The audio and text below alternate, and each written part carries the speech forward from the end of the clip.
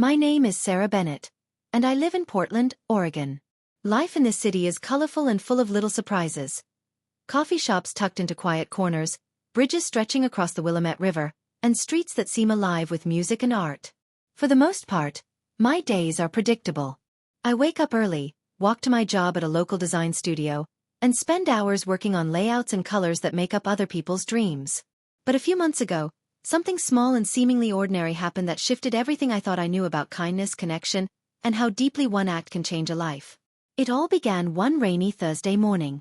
Portland is famous for its drizzle, but that day it came down harder than usual.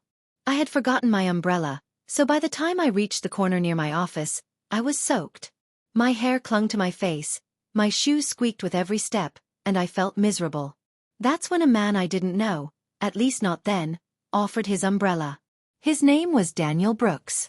He was tall, wore a gray jacket, and had this calm, steady way about him. He smiled as he held out the umbrella. "Looks like you could use this more than me," he said. Normally, I might have declined out of politeness, but the rain was relentless, and I was shivering. So I accepted, thanked him quickly, and we walked the next block together under its cover. It was just a few minutes of conversation, about the weather, the best coffee in the neighborhood, and how both of us seemed to always forget umbrellas, but when we parted, I felt lighter.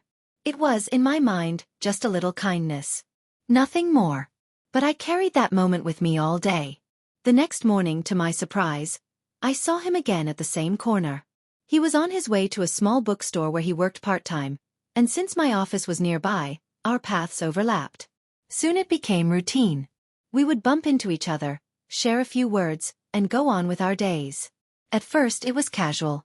But little by little, I found myself looking forward to those few minutes. His kindness wasn't just in that first umbrella. It was in how he listened, how he noticed when I was stressed, how he shared small observations that made me laugh.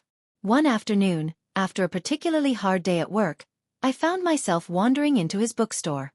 It was cozy, with wooden shelves, the smell of paper and coffee, and soft music playing in the background. He looked surprised but happy to see me. We talked for longer this time, sitting in a quiet corner near the travel books. I told him about my design projects, he told me about his love for literature, and before I knew it, hours had passed. That was the first time I realized this wasn't just about polite conversation anymore. Something had shifted. Over the next few weeks, we spent more time together. Walking through Portland's Saturday market, grabbing coffee at small cafes, even attending a local art exhibit.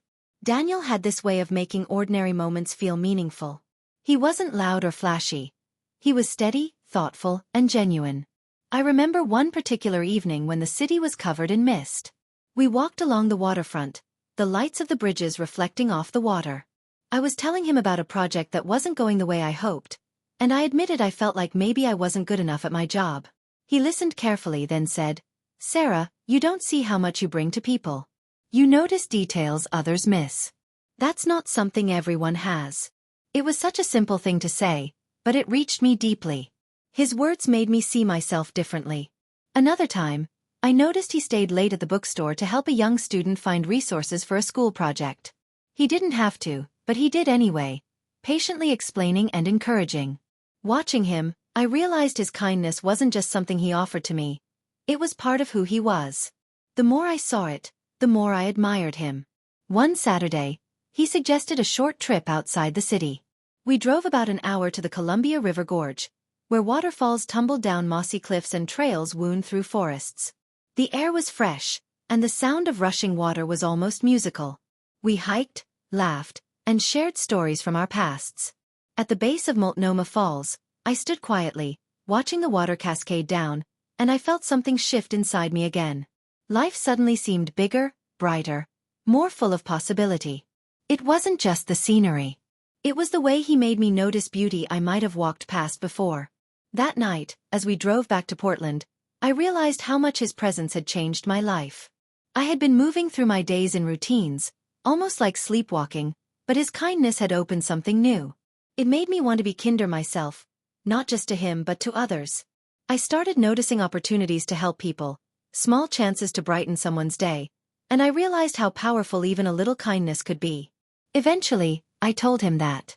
One evening at the bookstore, as the sun set and the light streamed through the big front windows, I said, You know, Daniel, when you gave me your umbrella that day, I thought it was just a small thing. But it wasn't.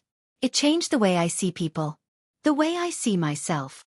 He smiled in that quiet way of his and replied, "Kindness always matters, even when it feels small." Those words have stayed with me.